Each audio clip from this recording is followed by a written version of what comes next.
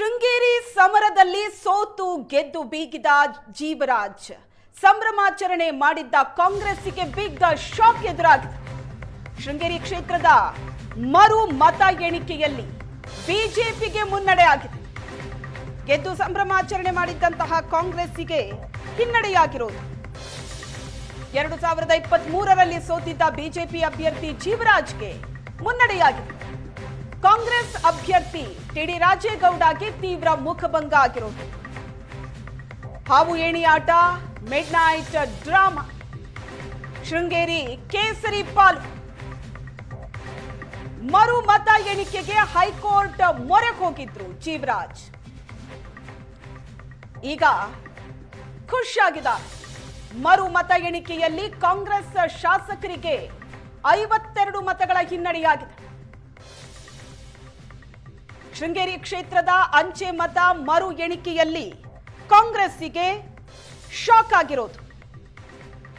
52 ಮತಗಳ ಅಂತರದಲ್ಲಿ ಬಿಜೆಪಿ ಅಭ್ಯರ್ಥಿ ಜೀವರಾಜ್ ಮುನ್ನಡೆಯಲ್ಲಿದ್ದಾರೆ.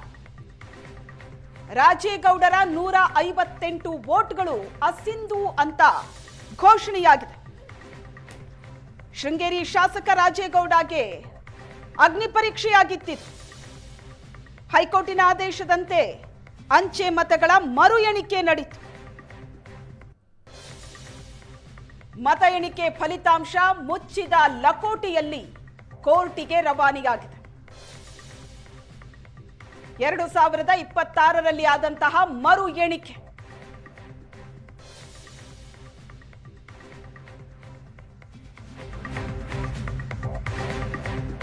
ಶೃಂಗೇರಿ ಮರು ಮತ ಎಣಿಕೆಯಲ್ಲಿ ಬಿಜೆಪಿ ಅಭ್ಯರ್ಥಿಗೆ ಗೆಲುವಾಗಿದೆ. ಫಲಿತಾಂಶ ಉಲ್ಟಾಪಲ್ಟಾ ಆಗಿದ್ದಕ್ಕೆ ಡಿಸಿಎಂ ಡಿಕೆ ಶಿವಕುಮಾರ್ ಆಕ್ರೋಶ ವ್ಯಕ್ತಪಡಿಸಿದ್ದಾರೆ. ಇಂಥ ಕ್ರಿಮಿನಲ್ ಚಟುವಟಿಕೆ ಮಾಡ್ತಾರೆ ಅಂತ ಊಹಿಸಿರಲಿಲ್ಲ. ಜೀವರಾಜ್ ಜೊತೆ ಕೆಲಸ ಮಾಡ್ತಾ ಇದ್ದಂತ ಅಧಿಕಾರಿಗಳೇ ಮತ ಎಣಿಕೆಗೆ ಬಳಕೆಯಾಗಿರೋದು. ಅಂಚೆ ಮತಗಳನ್ನ ಮಾತ್ರ ಎಣಿಕೆ ಮಾಡಬೇಕು ಅಂತ ಕೋರ್ಟ್ ಹೇಳಿದೆ. ಆದ್ರೆ ಅವರದ್ದೇ ಏಜೆಂಟ್ ಸಹಿ ಮಾಡಿದ್ದನ್ನ ಮತ್ತೆ ಕೌಂಟ್ ಮಾಡಿದ್ದಾರೆ. ಇದು ದೇಶದಲ್ಲೇ ಒಂದು ವ್ಯವಸ್ಥಿತ ಅಪರಾಧ, ಕ್ರಿಮಿನಲ್ ಚಟುವಟಿಕೆ. ಈ ಮರು ಮತ ಎಣಿಕೆಯನ್ನ ಗಂಭೀರವಾಗಿ ತಗೋತೀವಿ. ಅಧಿಕಾರಿಗಳ ಬಳಕೆ ಬಗ್ಗೆ ನಾನು ವರದಿಯನ್ನ ತರಿಸ್ಕೋತೀನಿ ಅಂತ ಡಿಸಿಎಂ ಆಕ್ರೋಶ ವ್ಯಕ್ತಪಡಿಸಿದ್ದಾರೆ. ಶೃಂಗೇರಿದು ಒಂದು ದೊಡ್ಡ ಕಾನ್ಸ್ಪಿರಸಿ. ಇಡೀ ದೇಶಕ್ಕೆ ಇಂಥ ಕ್ರಿಮಿನಲ್ ಆಕ್ಟಿವಿಟೀಸು ಮಾಡ್ತಾರೆ ಅನ್ನೋದು ಯಾರೂ ಊಹೆ ಮಾಡಲಿಕ್ಕೆ ಸಾಧ್ಯ ಇಲ್ಲ. ಸೊ ಮಾಜಿ ಶಾಸಕರಾದಂಥ ಜೀವರಾಜ್ ಅವರು ಯಾವ ರೀತಿ ಅಧಿಕಾರಿಗಳನ್ನು, ಅವ್ರ ಹತ್ರ ಕೆಲಸ ಮಾಡ್ತಿದ್ದಂಥ ಅಧಿಕಾರಿಗಳನ್ನ ದುರುಪಯೋಗ ಮಾಡಿದ್ದಾರೆ ಅನ್ನೋದಕ್ಕೆ ಇದೊಂದು ದೊಡ್ಡ, ಇಡೀ ದೇಶಕ್ಕೆ ಒಂದು ದೊಡ್ಡ ಸಾಕ್ಷಿ ಇದು. ಇದ್ರ ಬಗ್ಗೆ ನನಗೆಲ್ಲ ರಿಪೋರ್ಟ್ ಬಂದಿದೆ. ನಾನೀಗ ಸ್ಟಡಿ ಮಾಡ್ತಾಯಿದ್ದೀನಿ.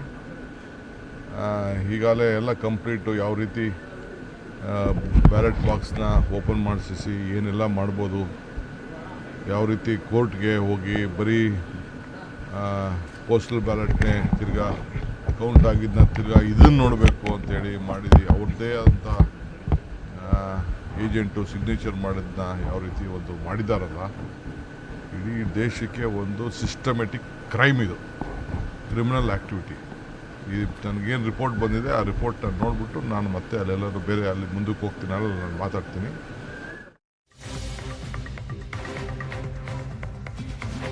ಶೃಂಗೇರಿ ಮರು ಮತ ಎಣಿಕೆಯಲ್ಲಿ ಬಹಳಷ್ಟು ಗೊಂದಲ ಆಗಿದೆ. ಜೀವರಾಜ್ ಕಡೆಯ ಕೆಲವರು ಸಹಿ ಮಾಡಿದ್ದಾರೆ, ಕೆಲವರು ಮಾಡಿಲ್ಲ. ಚುನಾವಣಾ ಆಯೋಗ ಫಲಿತಾಂಶ ಪ್ರಕಟ ಮಾಡುತ್ತೆ.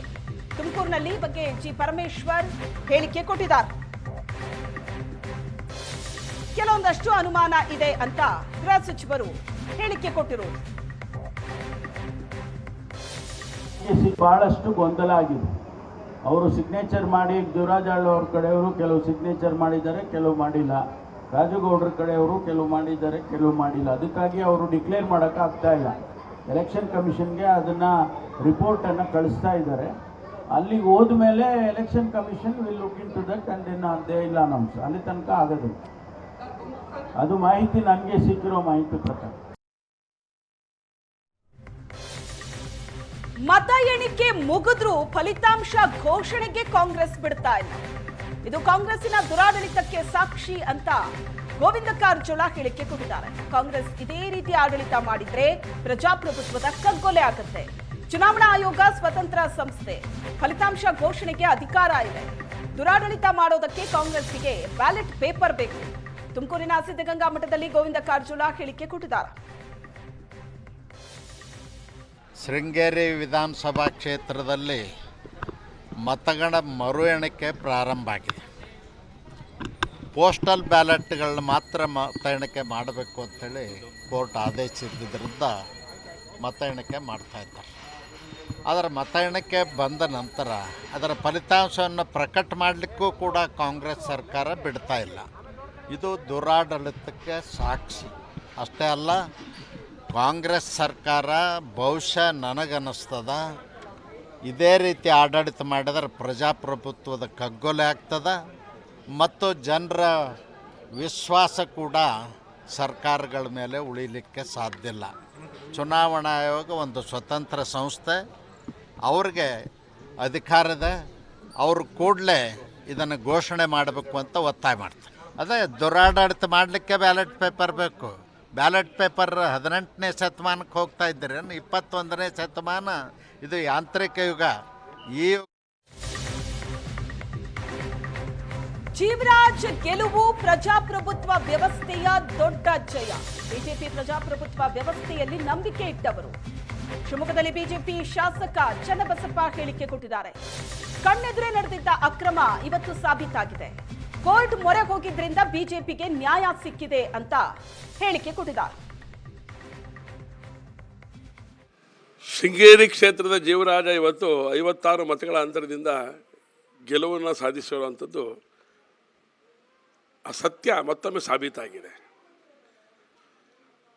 ನಿಮ್ಮ ಗೆಲುವು, ಕಾಂಗ್ರೆಸ್ಸಿನ ಈ ಗೆಲುವೇನಿದೆ, ಈ ಗೆಲುವು ಸರಿಯಾಗಿಲ್ಲ.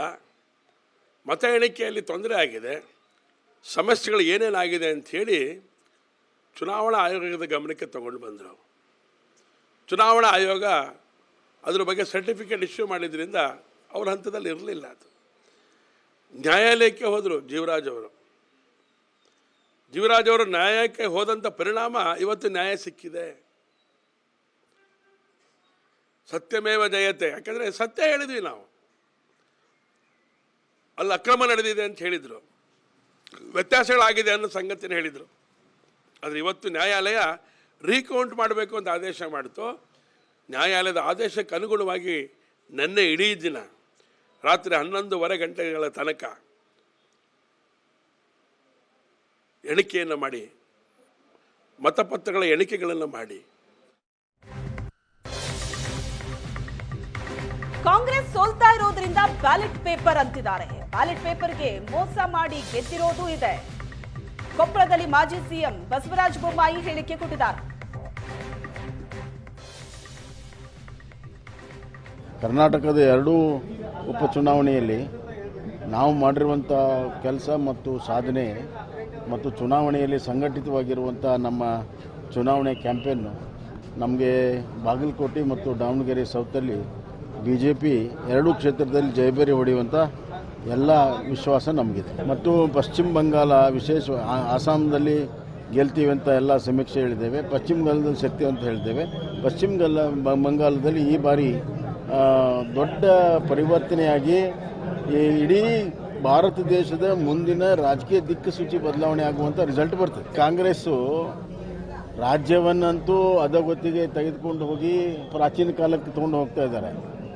ಈ ಇಲೆಕ್ಷನ್ನೂ ಕೂಡ ಪ್ರಾಚೀನ ಕಾಲಕ್ಕೆ ಹೋಗ್ತಾ ಇದ್ದಾರೆ. ತಂತ್ರಜ್ಞಾನ ಭಾಳ ಮುಂದೆ ಹೋಗಿ ಈಗಾಗಲೇ ಹಲವಾರು ಚುನಾವಣೆ ಆಗಿದೆ. ಕಾಂಗ್ರೆಸ್ ನೇತೃತ್ವದಲ್ಲೂ ಕೂಡ ಆಗಿದೆ. ಕಾಂಗ್ರೆಸ್ ಎಲ್ಲ ಕಡೆ ಸೋಲ್ತಾ ಇರೋದರಿಂದ ಈ ರೀತಿ ಮತ್ತೆ ಬ್ಯಾಲೆಟ್ಗೆ ಹೋಗ್ತಾ ಇದೆ. ಆದರೆ